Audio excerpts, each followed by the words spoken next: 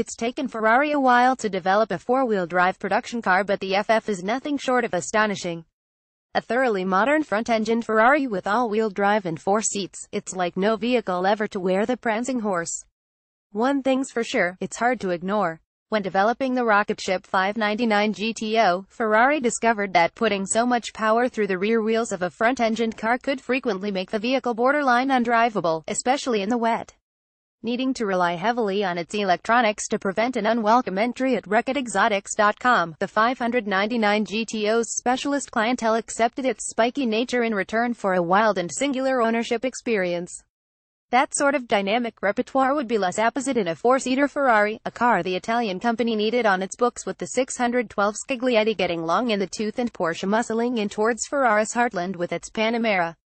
The FF was the solution, an all-wheel drive car with distinctive styling and some fascinating technology under the controversial bodywork. With so much focus on its styling and its interior accommodation, it's easy to overlook the fact that the Ferrari FF is a genuine big hitter.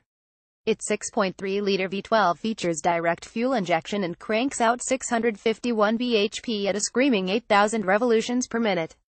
Using a double-clutch F1 7-speed gearbox, it can get from 062 mph in 3.7 seconds and run on to 208 miles per hour.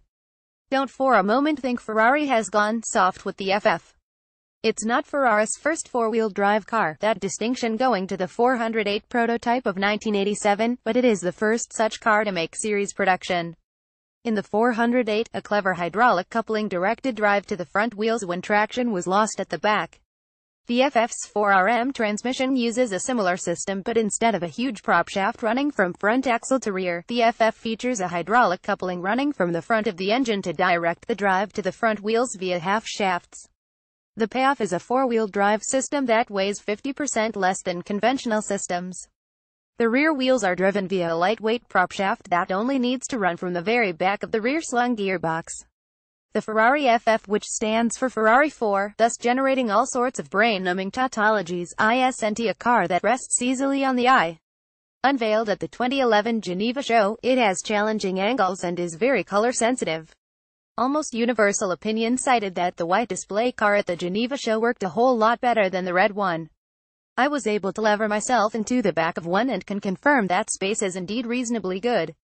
I'm 6 feet 4 inches and could fit into the rear seats without the front seat being wrenched forward on its runner, though headroom was a little tight. Seeing video entertainment screens in the headrests of a Ferrari was certainly a new one on me.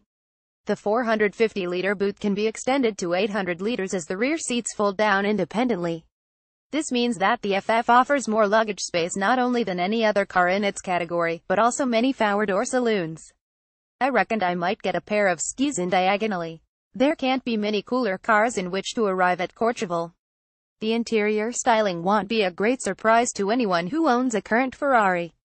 Features include the rear seat infotainment system with 2 screens for watching TV and DVD and a 1,280-watt, 16-channel stereo system with Dolby surround sound.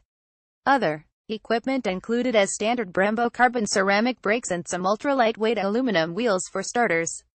Go easy on the optional winter tires though. They're rated to a mere 180 miles per hour. The value proposition is harder to assess. For some buyers an asking price some distance north of £200,000 will cause them to look elsewhere, while for others the concept of an all-weather Ferrari will be impossible to resist whatever price. With Ferrari's order book for the FF sold out for 18 months in advance, it seems there is plenty of the latter. With demand holding up extremely strongly, residual values also look bulletproof. It's hard to see anybody losing significant money by buying a Ferrari FF and running it for a year, for the time being at least. That was never something we could really say about the 612 Scaglietti. As well as being a decent investment, the Ferrari has also undertaken some quite serious work aimed at reducing the CO2 emissions and improving the efficiency of the V12 engine. Despite weighing in at a big-boned 1,790 kilograms, the FF emits just 360 gkm of carbon dioxide, which, while a hefty amount in relation to more prosaic cars, isn't far off that of the lighter, less powerful 458 Italia. Featuring a start-stop system to kill the engine in stationary traffic, the FF will even return an average of 18.3 mpg, again a comparatively impressive figure given its gargantuan power output. The Ferrari FF is always going to be an acquired taste. Its extreme styling and rarefied price tag will always see to that. What's not up for debate is the ingenuity of its engineering, nor the unrelenting focus on making that engineering both effective and efficient.